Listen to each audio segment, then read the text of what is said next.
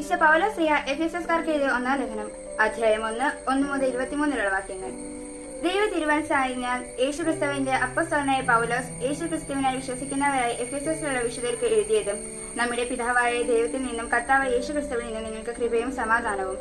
സ്വർഗീയമായ എല്ലാ ആത്മീയ വരങ്ങളും യേശുക്രിസ്തുവിനാൽ നമ്മെ അനുഗ്രഹിച്ചവനും കർത്താവായ യേശുക്രിസ്തുവിന്റെ പിതാവുമായ ദൈവം സ്തുതിക്കപ്പെടാനാകട്ടെ. തന്റെ മുൻപാകെ സ്നേഹത്തിൽ പരിശുദ്ധരും നിഷ്കളങ്കരുമായിരിക്കുവാൻ ലോക സ്ഥാപനത്തിന് മുൻപേ തന്നെ അവിടുന്ന് നമ്മെ യേശുക്രിസ്തുവിൽ തെരഞ്ഞെടുത്തു. യേശുക്രിസ്തു വഴി നാം അവിടുത്തെ പുത്രനായി ദത്തെടുക്കപ്പെടണമെന്ന് അവിടുന്ന് തന്റെ ഹിതവും ലക്ഷ്യവും അനുസരിച്ച് മുൻകൂട്ടി തീരുമാനിച്ചു. അവിടുന്ന് ഈ പ്രകാരം ചെയ്ത് തന്റെ പ്രിയപ്പെട്ടവനിലൂടെ നമ്മെ ചൊരിഞ്ഞിരിക്കുന്ന തന്റെ കൃപയും മഹത്വത്തിനും പുകഴ്ചയ്ക്കും വേണ്ടിയാണ്. അവിടുത്തെ കൃപയും സമൃദ്ധിക്കൊത്ത് നമുക്ക് ക്രിസ്തുവിൽ പാപമോചനം അവന്റെ രക്തം വഴി രക്ഷയും കൈവന്നിരിക്കുന്നു. ഈ കൃപയാകട്ടെ അവിടുന്ന് തന്റെ ജ്ഞാനത്തിലും വിവേകത്തിലും നമ്മെ സമൃദ്ധമായി ചൊരിഞ്ഞിരിക്കുന്നു. യേശു ക്രിസ്തുവിൽ വ്യക്തമാക്കിയ തന്റെ അഭിഷ്ടമനുസരിച്ച് അവിടുന്ന് തന്റെ പദ്ധതിയുടെ രഹസ്യം നമുക്ക് മനസ്സിലാക്കി തന്നു. ഇത് കാലത്തിന്റെ പൂർണ്ണതയിൽ സ്വർഗത്തിലും ഭൂമിയിലുമുള്ള എല്ലാത്തിന്റെയും ക്രിസ്തുവിൽ ഒന്നിപ്പിച്ചിരിക്കുന്ന വേണ്ടിയാണത്രേ. തന്റെ ഹിതമനുസരിച്ച് എല്ലാം പൂർത്തിയാക്കുന്ന അവിടുന്ന് തന്റെ പദ്ധതി അനുസരിച്ച് അവനെ മുൻകൂട്ടി തെരഞ്ഞെടുത്ത് നിയോഗിച്ചു.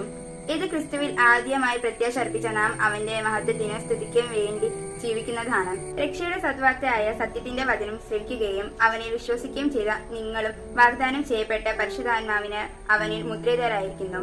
അവിടുത്തെ മഹത്വം പ്രകീർത്തിക്കുന്നതിനുള്ള അവകാശം നാം വീണ്ടെടുത്തു സ്വന്തമാക്കുന്നത് വരെ ആ അവകാശത്തിന്റെ അച്ചാരമാണ് ഈ പരിശുദ്ധാത്മാവ്.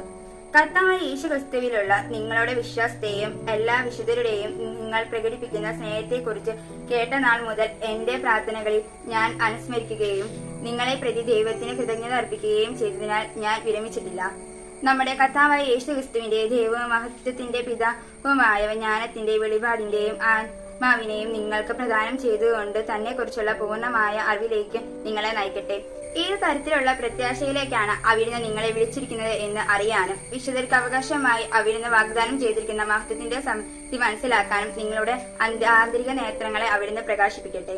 അതുവഴി അവന്റെ പ്രഭാപൂർണമായ പ്രവർത്തനത്തിന് അനുസൃതമായി വിശ്വാസികളായ നമ്മിലേക്ക് പ്രവഹിക്കുന്ന അവന്റെ അഭിരിമേയമായ ശക്തിയുടെ മഹനീയത എത്രമാത്രമാണെന്ന് വ്യക്തമാകട്ടെ. ക്രിസ്തുവിനെ മരിച്ചവരിൽ നിന്ന് ഉയർപ്പിക്കാനും സ്വർഗത്തിൽ അവിടുത്തെ വലതുവശത്ത് ഇരിക്കുകയും ചെയ്തപ്പോൾ അവനിൽ പ്രവർത്തിച്ചത് ഈ ശക്തിയാണ്. അങ്ങനെ ഈ യുഗത്തിലും വരുവാനിരിക്കുന്ന യുഗത്തിലും എല്ലാ ആധിപത്യങ്ങൾക്കും അധികാരങ്ങൾക്കും ശക്തികൾക്കും പ്രഭുത്വങ്ങൾക്കും അറിയപ്പെടുന്ന എല്ലാ നാമങ്ങൾക്കും ഉപരി അവനെ ദുഷ്ടനാക്കി.